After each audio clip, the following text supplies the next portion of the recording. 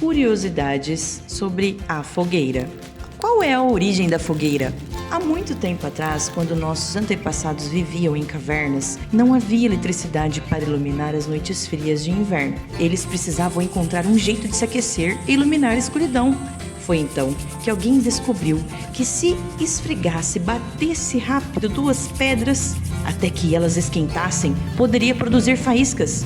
Soprando nesses pedaços de madeira queimados pelas faíscas, a chama se tornava uma grande fogueira. Essa fogueira aquecia, iluminava e protegia pessoas e animais dos perigos da noite. Com o passar do tempo, a fogueira se tornou um símbolo de união e de celebração e começou a ser utilizada em festas e comemorações. E assim, até hoje, a fogueira, ela é associada a momentos de alegria, de união e de celebração.